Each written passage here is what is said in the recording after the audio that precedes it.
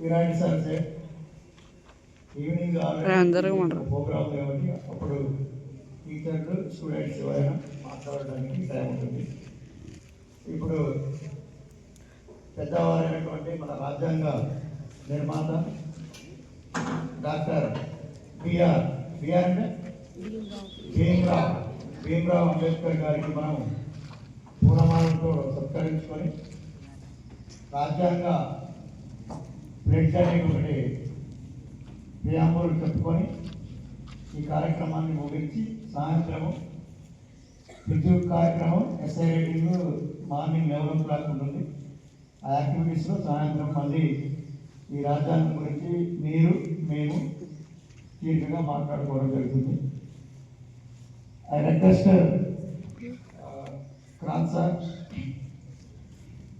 భారత రాజ్యాంగ నిర్మాత మరియు రాజ్యాంగం గురించి కొన్ని మాటల్లో సార్ మాట్లాడాలని కోరుతున్నాను.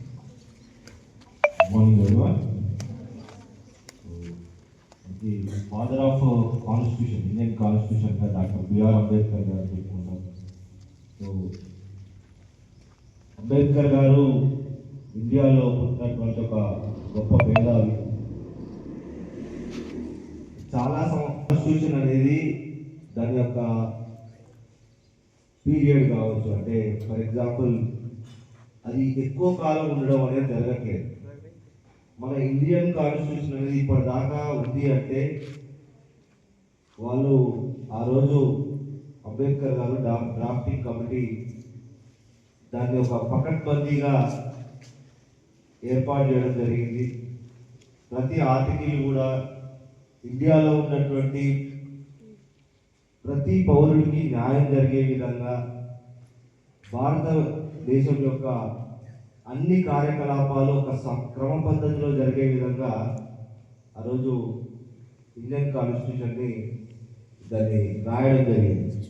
సో మన దేశానికి ఎలాంటి కాన్స్టిట్యూషన్ కావాలి అనేటటువంటి ఉద్దేశంతో ఏ దేశం డిఫరెంట్ కంట్రీస్ యొక్క కాన్స్టిట్యూషన్ని పరిశీలించి మనకి ఏది బాగుంటుంది, మన దేశానికి ఏది అడాప్ట్ చేసుకుంటే బాగుంటుంది అనేది ప్రతి దాన్ని కూడా వాళ్ళు ఎంతో ఆలోచించి నిశ్చితంగా పరిశీలించి వాటిని అడాప్ట్ చేసుకోవడం జరిగింది. కాబట్టి అటువంటి మహనీయుల్ని ఆ డ్రాఫ్టింగ్ కమిటీ చైర్మన్ కావచ్చు, నెక్స్ట్ కాన్స్టిట్యూషన్ అసెంబ్లీ చైర్మన్ కావచ్చు, వాళ్ళందరూ కూడా ఆ కమిటీలో ఉన్నటువంటి ప్రతి మెంబర్ కూడా ఆ యొక్క కాన్స్టిట్యూషన్ యొక్క వాటిని ఫ్రేమ్ చేయడానికి వాళ్ళ యొక్క సేవలు అనేది అందించడం జరిగింది. వాళ్ళందరినీ కూడా మనం స్మరించుకోవాలి. ముఖ్యంగా డ్రాఫ్టింగ్ కమిటీ చైర్మన్గా ఉన్నటువంటి అంబేద్కర్ గారు ఆ రోజు డ్రాఫ్టింగ్ కమిటీలో ఉన్నటువంటి కొంతమంది లాస్ట్ మూమెంట్లో కొన్ని వాళ్ళకి అనివార్య కారణాల వల్ల వాళ్ళు రాయడానికి కొంత ఇబ్బంది పడ్డారు, లేకపోతే వాళ్ళు కొన్ని మధ్యలోనే వదిలేశారు. కానీ దాన్ని కంటిన్యూ చేసి మొత్తము కాన్స్టిట్యూషన్ని ఫ్రేమ్ చేసి అందించడం జరిగింది. ముఖ్యంగా వేరే దేశాల సంబంధించి వాటిని పరిశీలించి ఆయన పిహెచ్డి చేశాడు, డిఫరెంట్ సబ్జెక్ట్స్లో పిహెచ్డి చేసి వాటన్నిటిని కూడా గమనించి వివిధ దేశాలు కూడా సందర్శించడం జరిగింది. అక్కడ ఉన్నటువంటి రూల్స్ ఏంటి, రెగ్యులేషన్స్ ఏంటి, అవన్నీ కూడా తెలుసుకొని మన ఇండియాకి సంబంధించి దాన్ని అడాప్ట్ చేసుకోవడం అనేది జరిగిందనమాట.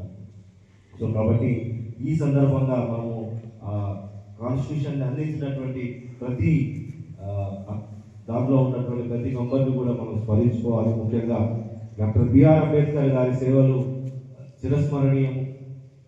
సో ఈ సందర్భంగా మన డిపార్ట్మెంట్ ఆఫ్ సోషల్ ఈ యొక్క కాన్స్టిట్యూషన్కి సంబంధించినటువంటి ప్రోగ్రామ్స్ ఆర్గనైజ్ చేస్తున్నారు. వాళ్ళందరినీ డిపార్ట్మెంట్ ఆఫ్ సోషల్ నేను హార్ట్ఫుల్గా అభినందిస్తున్నాను. సో ఈ ప్రోగ్రామ్ మనకి ఆఫ్టర్నూన్ కూడా ప్రోగ్రామ్ ఉన్నది కాబట్టి స్టూడెంట్స్ కూడా మీకు స్పీచెస్ కానీ లేకపోతే సాంగ్స్ కానీ ఏమైనా ఉంటే ప్రిపేర్ అవ్వండి, మంచిగా ప్రిపేర్ అయ్యి ప్రజెంట్ చేయాలి. సో థ్యాంక్ యూ ఈ అవకాశం ఇచ్చినందుకు.